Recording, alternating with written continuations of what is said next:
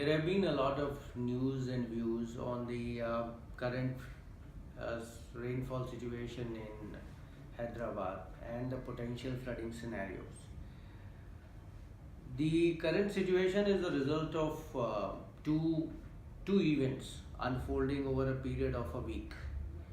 The first one occurred on October 2nd as a result of a cloud burst which dumped about 83 millimeters of rainfall over the city in 24 hours. Thereafter, though the intensity of rainfall went down, but it did not stop. Incidentally, it once again intensified from October 7th. Now, this second event, which has happened around October 7th and is still continuing, is the result of two cyclonic circulations that have emerged, one over Odisha and one over Karnataka. Now combined together, they have created a trough that is stretching from Karnataka all the way to Odisha and Telangana, and Hyderabad is kind of in the middle of this entire trough. Now let's see what is the topography of Hyderabad. Now Hyderabad, we all know, is located in the northern Deccan Plateau, and but interesting aspects that we need to understand is like that the city is kind of situated between 672 meters in elevation to 456, wherein Banjara Hills, which is the highest point in the city, is at 672 meters, and the old city is the lowest at 456 meters. Now let's come back and see the impact of this event which is unfolding as of now. So Banjara Hills has been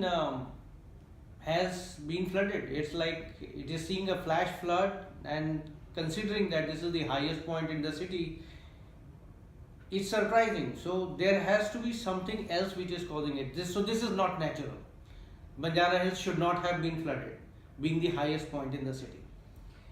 Now we start looking around Banjara Hills, Madhapur, then which comprises of the entire electronic city that has been developed in Hyderabad, then Jubilee Hills, and then going slightly further down, Panjagutta. All these areas are seeing water clogging. Everywhere there is water clogging. And incidentally, you look at the old city, the water clogging there is lower than what we are seeing in these newer areas.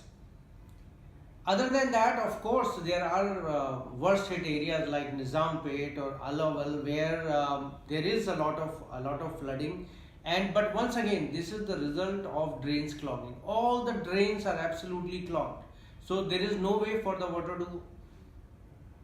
This is the primary problem of Hyderabad. In reality, this is the problem of all our metro cities. We have seen something very similar unfolding in Chennai also, and the reasons were very similar, that the drains were clogged. So in Hyderabad, the entire drainage system is very old. It hasn't been upgraded for for more than 100 years now, and the city has grown tremendously.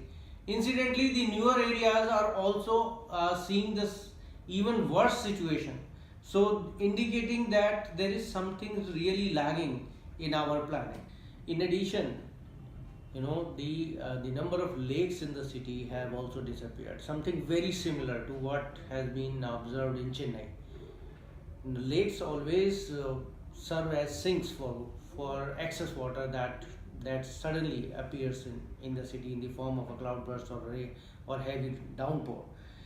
Now, across the globe, there is a lot of focus on stormwater management, and scientific models are being applied to model future scenarios before making either decisions to improve the existing stormwater networks, or before planning newer areas or extending the newer cities, or planning even newer cities.